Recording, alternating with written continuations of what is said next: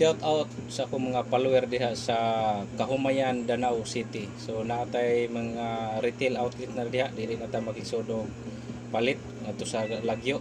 So 14 naka retail outlet ang aton dihang mga namaligya sa atong corn coffee with malunggay.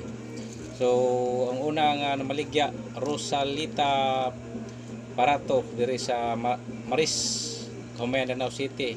Ang ikaduha, diha sa may eskwelahan sa Portland, Nasing Store. And then sa unahan gamay, Edith Dabon, kanang namaligya diha og saging, nagsagsiyay display diha nga corn coffee with malunggay.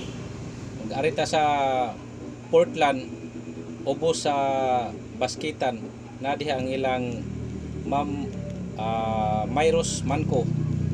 Then mulahos ka dito padung sa Kalubian,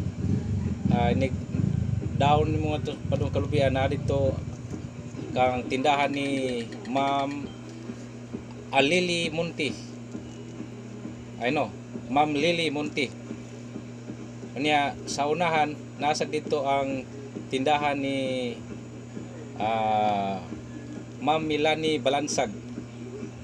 Din mulahos ta to sa unahan padung sa Agri Park, nasa dito ang tindahan ni Sir Ariel Nabaris. Then diri sa Pikas nga side, nasa dito ang nabaligya sa dito si Noisiano. O ato ra mo dito mga silingan diha. Ang hara mo palit, di na mo kinahanglan mo lakaw paglayo. And then diri sa Kulo, Kahumayan, Tuming Store. So naata diha. Then diri sa babaw Jutay, Anabit Ipil Batukan Store.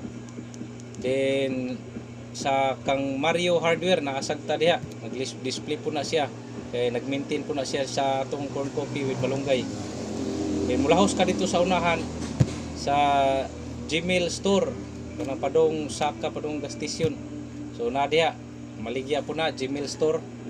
Then ang gas station diha sa Kahumayan, Rabbi Gas Station. So ang tag-iya na si Bilmar, Boss Bilmar, shout out diha. So namaligya sana siya diha. Din musaka ta dito babaw, dito sa may Lantawan, dito sa dito ay namaligya Binji Store. So muna siya mga idol, ang 14 na to ka retail outlet diha sa Kahumayan. So ang wa pa nato dito sa Sitio City, Kahumayan ug sa Kapilihan. Pero ang sa Sitio City manaog ra na diri padung sa Kulo. Ang sa Kapilihan po manaog ra po na diri sa Kalubian. So thank you so much mga idol. Don't forget to like, share and subscribe. So pangapi na mo mga idol sa atong healthy nga kape. So bye bye.